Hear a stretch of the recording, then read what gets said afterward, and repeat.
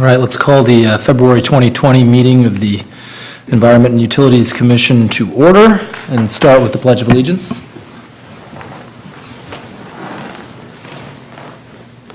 I pledge allegiance to the flag of the United States of America and to the republic for which it stands, one nation, under God, indivisible, with liberty and justice for all.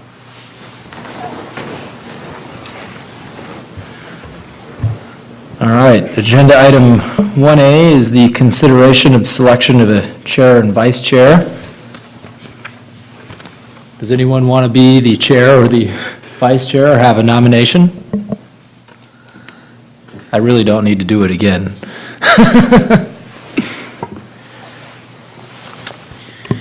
Well,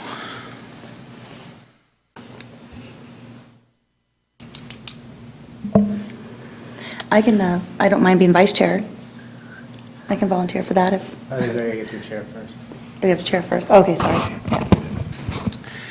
so I would nominate the current vice chair, Dana Cordano, to be the chair. Seconded. I'll second that. Okay. All right, all in favor of Dana Cordano's selection as the chair of the commission for 2020? Aye. All right, the motion carries unanimously. Any nominations for?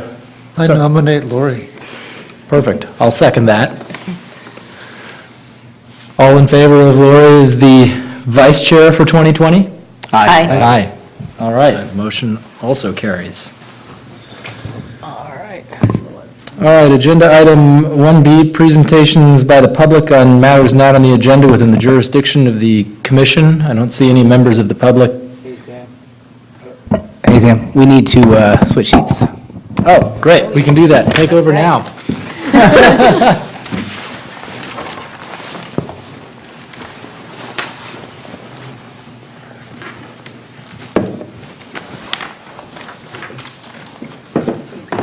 It doesn't matter where I have to sit. Oh, I can move to the end. I would love to. I don't care.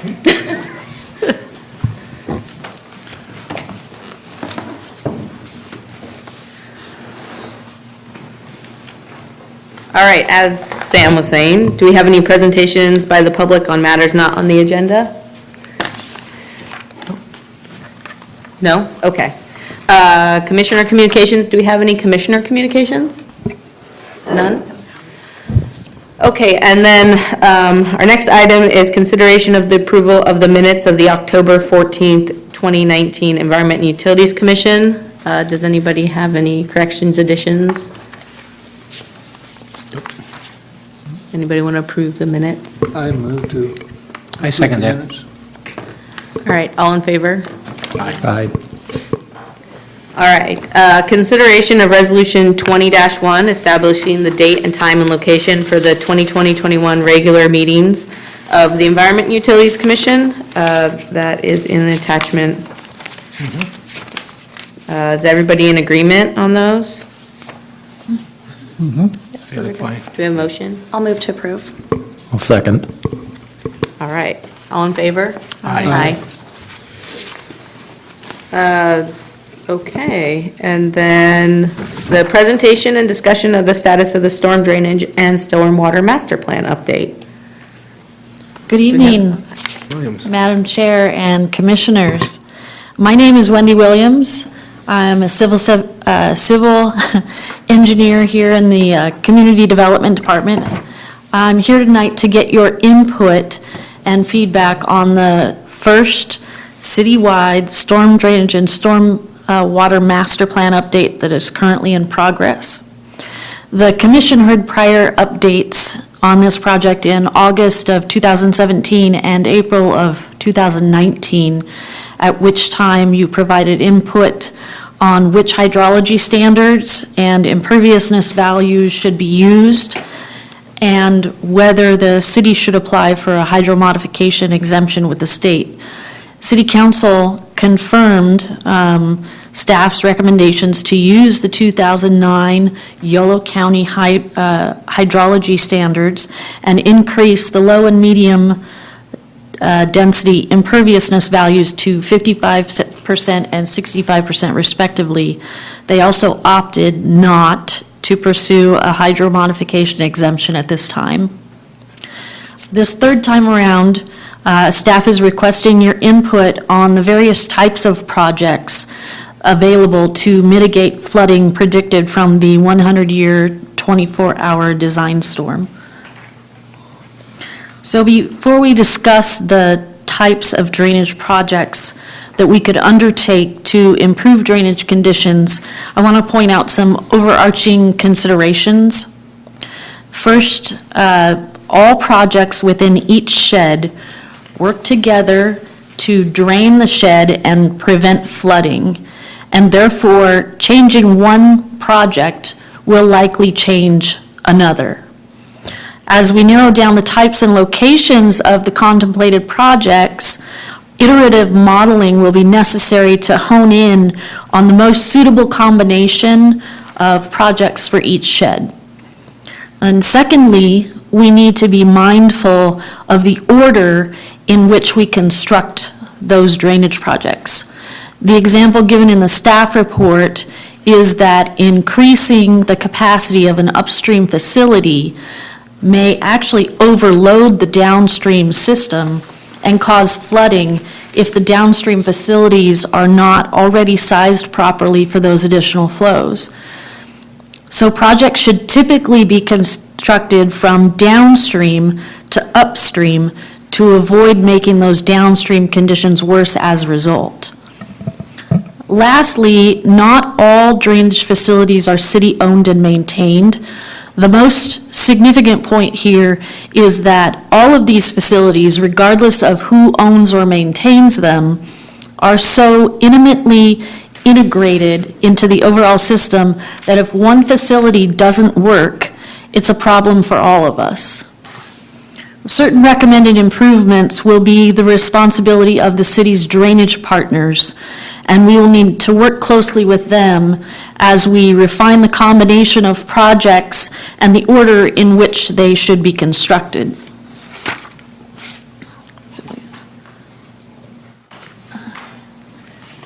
There we go. So as we look at the types of drainage improvements that are suggested, I've grouped them together, at least this first set, I've grouped them together since they have the same general characteristics and factors. Many of the suggested improvements are pipe or culvert upsizings, which would include replacement of the existing pipe or the addition of a second pipe. Land acquisitions, typically not an issue, as the roadways and channels generally have adequate space for the projects. However, certain utilities may require relocation during the project. At least 2 of the suggested culvert projects are under non-city facilities, including the I-80 freeway and the Union Pacific Railroad main line. Also with these projects, traffic congestion and disruption will be a factor in neighborhoods and commercial areas during project construction. There's only one major channel widening recommended, and that is the channel which follows the north side of the Union Pacific Main Line and then the Southern Pacific Main Line from Jefferson Boulevard all the way to Harbor Boulevard. For that widening, there does appear to be adequate room for the expansion. So several of the pump station improvements are recommended. In some cases, the improvement is a complete rebuilding of the pump station, which may require land acquisition. Other than that, the pump station projects are pretty straightforward. In the staff report, I mentioned both wet and dry basins. This slide shows you one example of each. Most of the city's current detention basins are wet basins, but you may not have known that Summerfield Park is an example of a dry basin used for flood control storage, but otherwise it accommodates typical park uses within the basin area.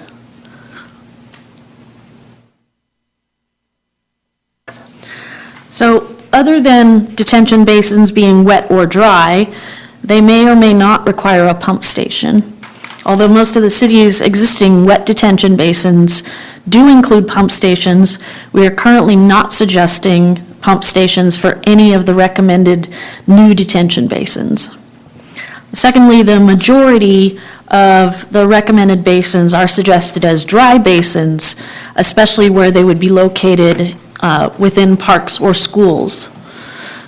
Once constructed, detention basins require relatively little ongoing maintenance, mostly occasional mowing and intermittent cleaning after some large storm events. Many of the suggested detention basins will require land acquisition, especially in the North Basin, where open space is limited.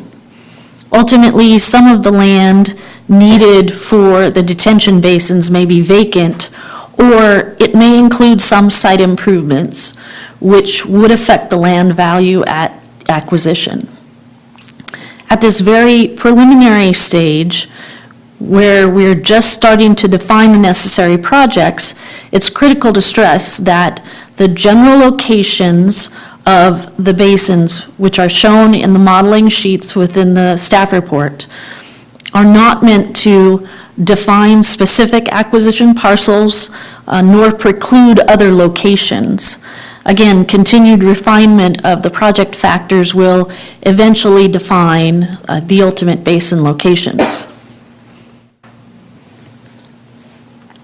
As noted in this particular slide, underground vaults are highly configurable, and they could be a good solution if the surface must remain usable at all times. However, underground vaults are expensive when compared to a detention basin, whether it is wet or dry.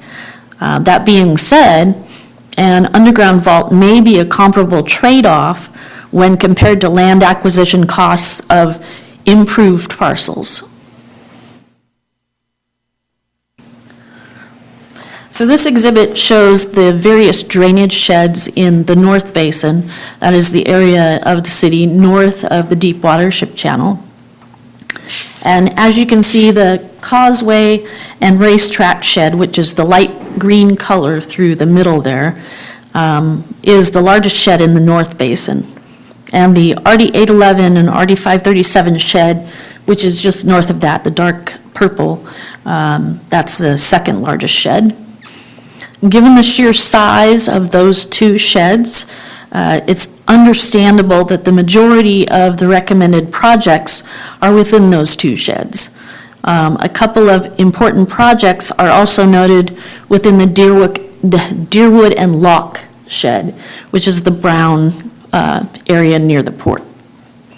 One caveat here, even though we don't list specific improvements for the other sheds at this time, there still may be projects required.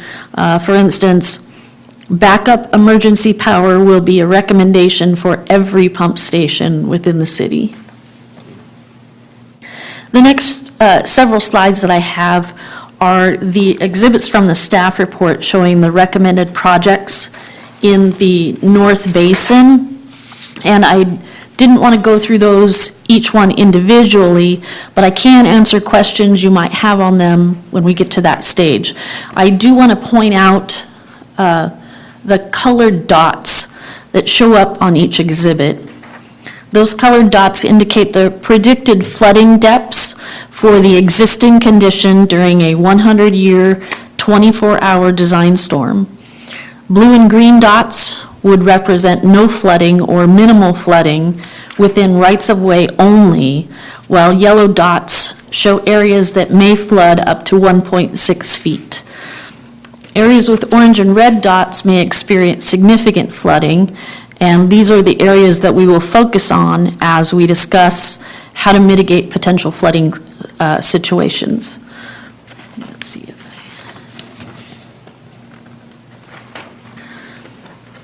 So as with the North Basin, I have the south, this exhibit represents the South Basin, which is the Southport area.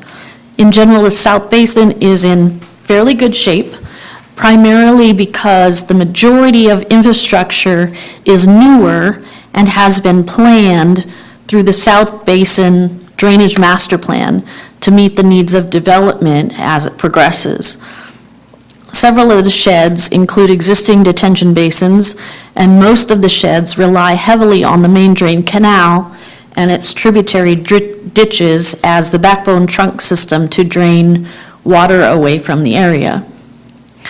As with the North Basin, I do have the South Basin exhibits from the staff report in case you have questions, but I did not plan to go through them individually. So this table is a condensed version of the table in the staff report in which I combined the pipe and culvert upsizing and channel expansions. It's important to note that this is a very preliminary estimate of the suggested projects to mitigate potential flooding for the existing condition. This estimate includes the most affordable options for each shed, although that may not be the ultimate combination of the projects chosen. Land acquisition costs have been estimated, but those costs can be highly variable.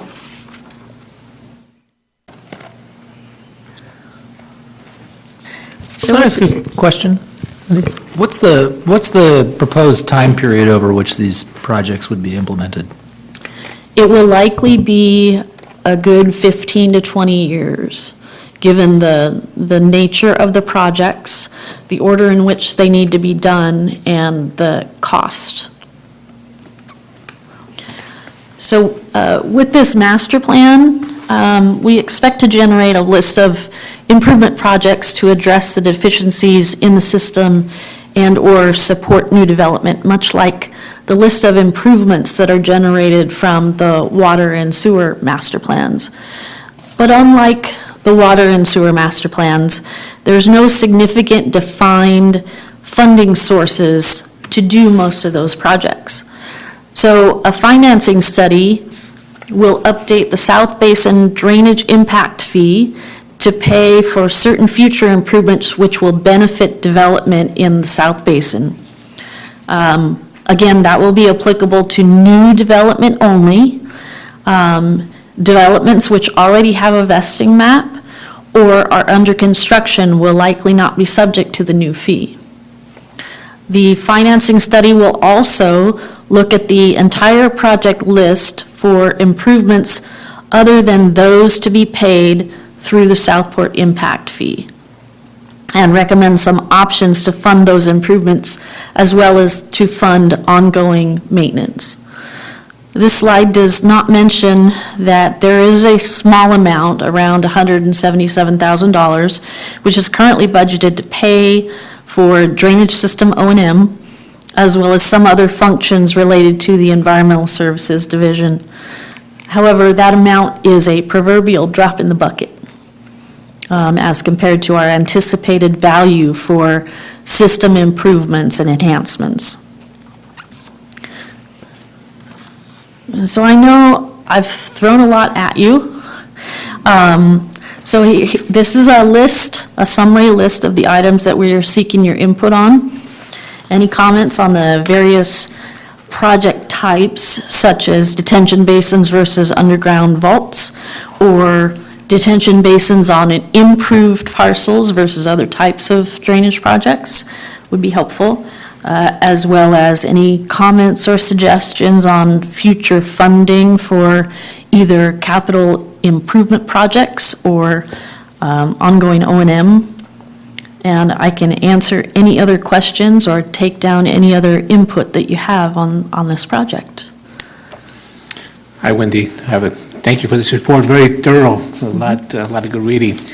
Regarding underground vaults, are those just strictly out of the picture? I noticed in the report you gave us an example of the city of Sacramento. They had a underground vault under McKinley Park, if I'm not mistaken. That was like 25 million Yes. for that.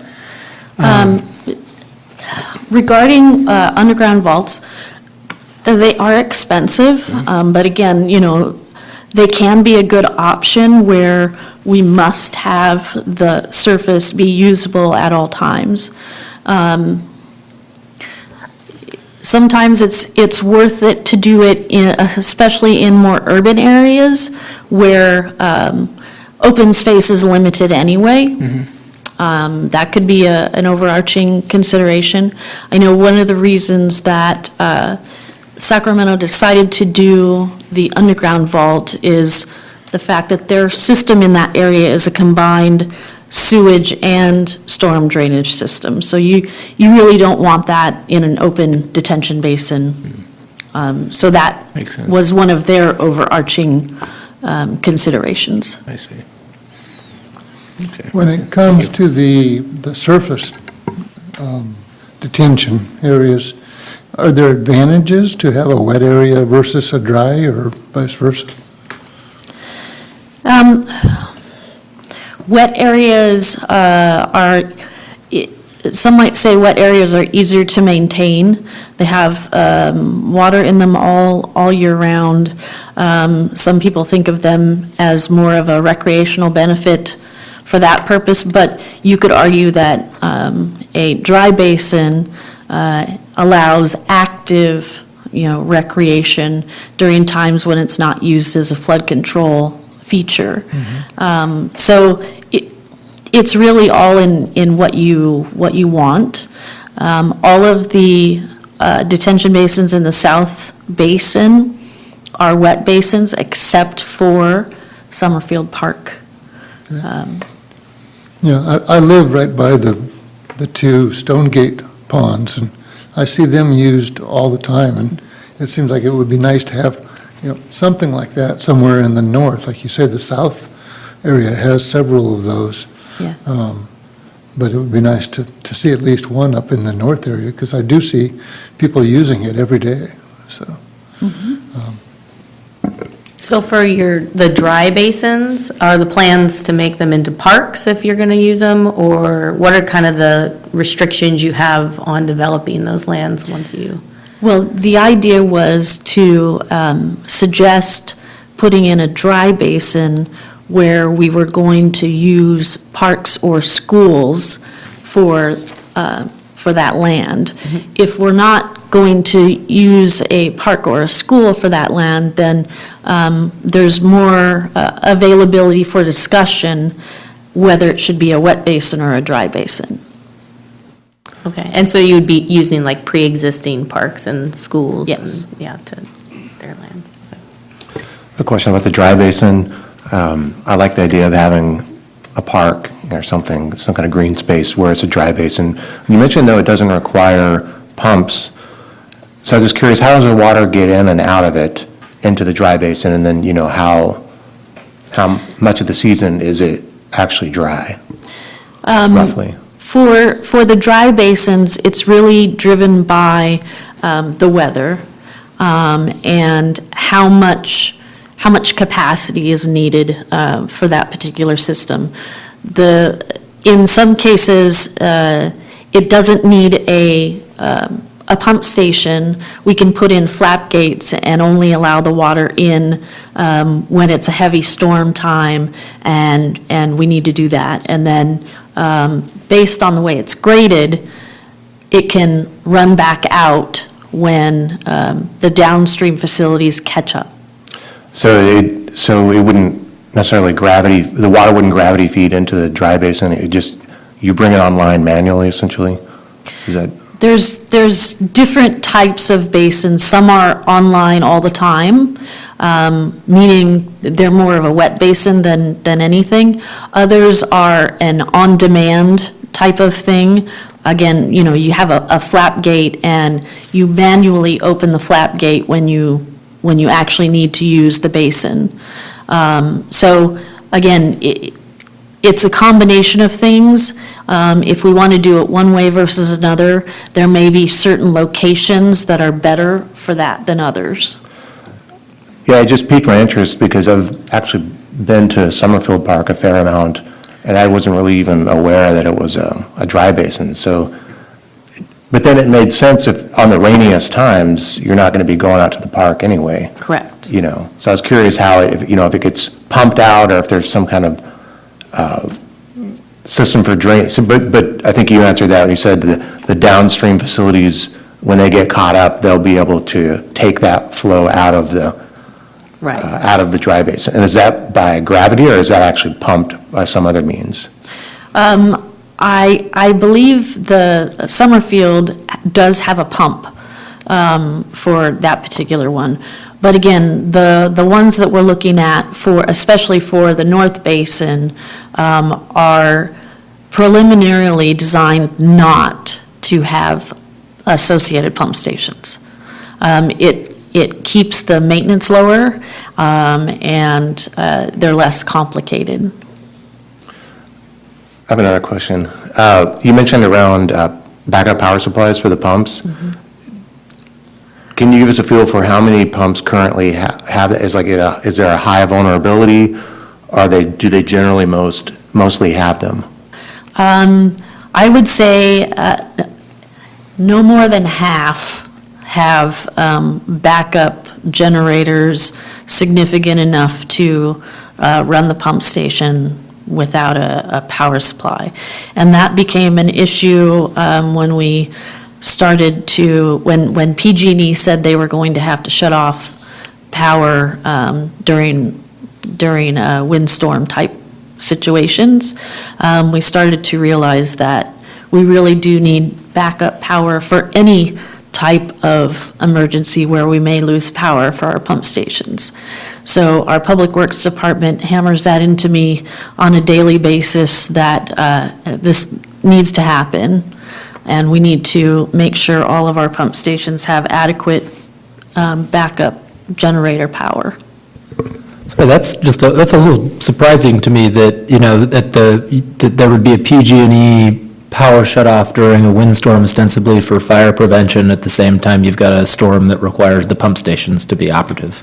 What I meant by that was that was the reason that we started thinking along the lines of not just PG&E physically shutting it off, but if we lose power for Sure. any reason, we really need backup generator power. I've got another question. So in terms of funding, I know there were a whole bunch of options in your staff report related to various, I think, were they sales tax measures? I don't know all the letters. Various measures in there, yeah. Is the city considering doing a Prop 218 assessment for these kinds of improvements? What I will say is that everything is on the table right now. I fully expect the financing study that we're just getting into to help flesh out all of the various options and how likely they may be to help with any of the construction costs or the O&M. That will look into it in much more depth.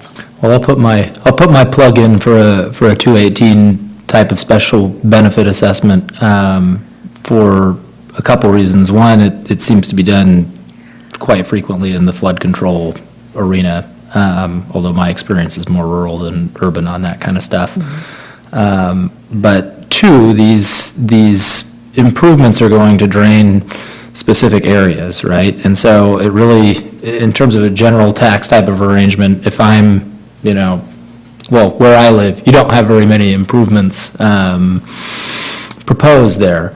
And so I personally don't want to pay a tax to fund improvements in other areas that need this stuff. Right. It makes sense to have the property owners, to me, pay for those kinds of improvements through an assessment. Okay.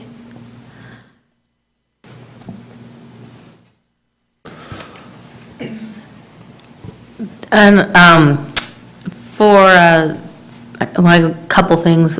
For funding, first of all, there might be some funding, I'm not sure, through Prop 1, but I'm not, through the State Water Board's Prop 1. I'm not sure if that includes some of that stuff, but it might be something to look into. And I know it deals with some municipalities. And then for a question about for the acquisitions of lands. So if it's previously developed land, which type of basin would be, let's say we had like money no object is the best type of basin, like even if the land is something that is not used, but would be like the easiest to develop it into a basin? Like, would it be the wet, dry, or like a vault, or? Well, if, the easiest to develop is a wet basin. Okay. In a dry basin, you not only have to grade out the basin, but then you go back in and put improvements in the bottom of the basin so you can use the basin during times of non-flood. So as far as cost goes, the wet basin is the easiest, least expensive. Least expensive, okay. Yeah. Okay. Personally, I live in the northern area, so I would prefer to see like more dry basins, like parks and things like that, and, because we do lack all the parks we have are small and ineffective essentially, and having children, that's always a thing that I look for, so. Is there, along with the dry basins, just building a little more on that, is there any elevation requirements, or can pretty much any parcel of land be, like a park or something, be a dry basin? Not every parcel is a good candidate for a basin. A couple of things that we look at for parcels that would be good candidates would be how far they are from the main channel that has the backbone trunk system, how big they are, what their elevation is with respect to the main channel. So again, not all properties are good for that. In the modeling sheets, we've shown kind of general areas where we think it would be good to have basins. Again, we're not picking on any particular parcels at this point, but we do need a lot of additional capacity, especially in the North Basin. So some of those basins, if that's what we decide to do, may be upwards around 12 plus acres of what we're looking for. Wendy, are there any environmental concerns with regard to the detention basins? Just thinking specifically about like standing water concerns with bacteria or vermin, things of that nature? So I will say that of the basins in the South Basin area, we haven't really had a lot of problem with that. Several of them, though, are sort of isolated, not necessarily immediately up against homes. But I haven't heard any complaints or any comments from RD900, who maintains all of those basins, that they have a problem with vermin or, I know they do put in mosquito fish on a regular basis to help keep that down, but I haven't heard of any other problems. Thank you.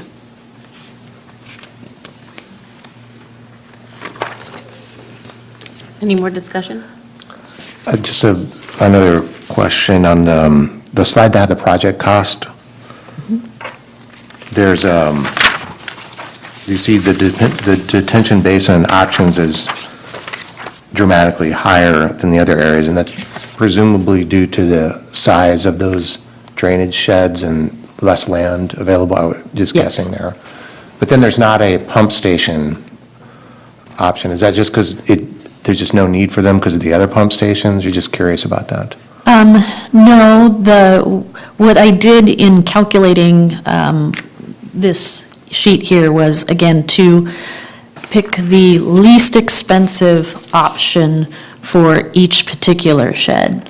So, for instance, in the Causeway and Racetrack shed, there is an option to completely rebuild one of the existing pump stations that RD900 owns at a higher cost than what's shown for the detention basins. So again, if you change one thing, you're likely changing the other projects that need to work together in order to drain the shed. So if we choose to do a pump station project, like rebuild RD900's pump station, the detention basin value needed would go down, but the pump station would be more expensive than that. Does that make a little sense? So I'm not showing the pump stations in the Causeway and Racetrack shed, but there is the option to do some pump station project and reduce the value of the detention basin projects within that shed.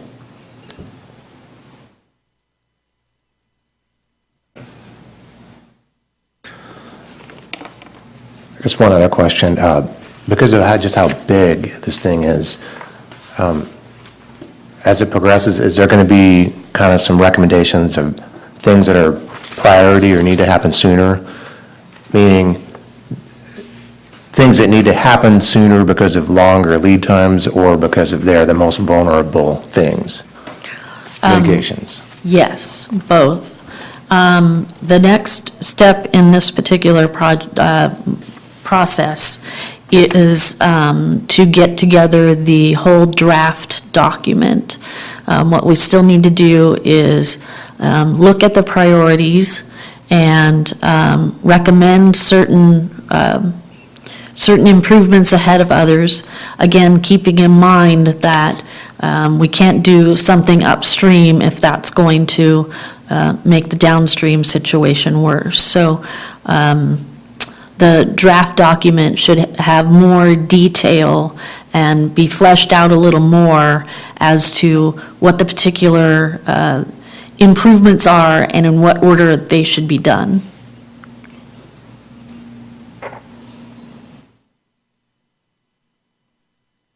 Any more questions, comments?